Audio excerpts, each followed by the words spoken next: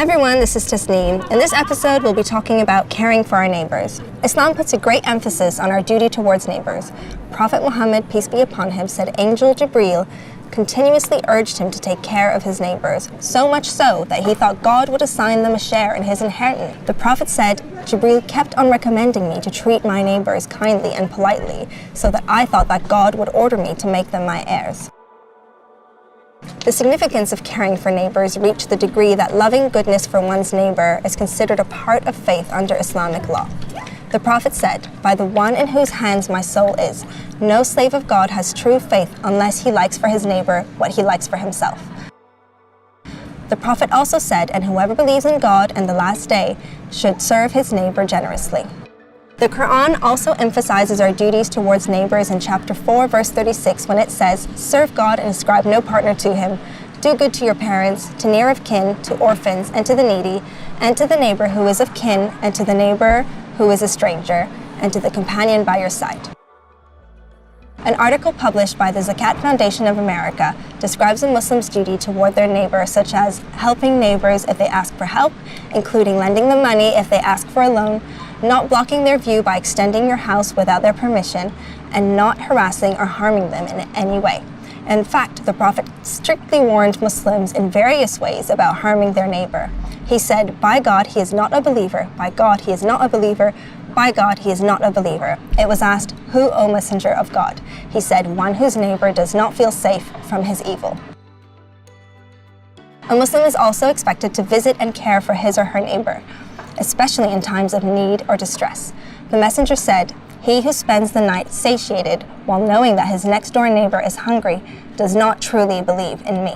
Other duties towards neighbors include attending their funeral and helping out if asked to, grieving if a calamity befalls them, congratulating them if they are met with good fortune, and not being on the lookout for faults. And if, by any chance, you happen to know of any undesirable thing about your neighbor, it is not acceptable to disclose it to others or gossip about it.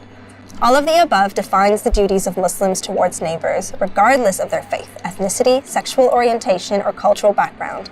Also, Islam teaches Muslims to not only be good to neighbors who live in close proximity, but also to distant neighbors. Neighbors can include roommates in a college dorm, the person sitting next to you on a bus, and a colleague sharing an office at work. We ought to treat all of these people kindly and with respect. Moreover, there are several narrations of the Prophet encouraging his companions to exchange gifts with neighbors, regardless of their faith or behavior towards him. It was even reported that the Prophet had a neighbor who used to harm and insult him at every encounter. A few days passed without the Prophet getting his share of this man's abuse. Thinking there must be some reason for the man's absence, and concerned that his neighbor might have been ill or be in need of help, the Prophet paid him a visit and indeed found him sick. The man was baffled at how the Prophet met his bad treatment with such concern. Today, elderly neighbors suffer from loneliness and crave a sense of community. According to a recent study in the UK, 50% of people have experienced loneliness in the last year, with almost half of people admitting to seeing their neighbors less during the colder winter months. Several movements have taken off to address this issue. In the UK, the hashtag Hello Neighbour campaign's aim was to reach 1 million minutes before the end of 2018 to help make the community a less lonely and happier place. In Sydney, Australia, a group of 5 Muslim high school boys began mowing lawns and cleaning the yards of their elderly and disadvantaged neighbours. Several online news outlets describe this act of kindness by highlighting the fact that while most teenage boys are sleeping in or playing computer games on the weekend, these boys are mowing the gardens of elderly residents in their neighborhood free of charge. The boys were nominated in the Young Achiever category of the Daily Telegraph and News Local's Champions of the West Awards.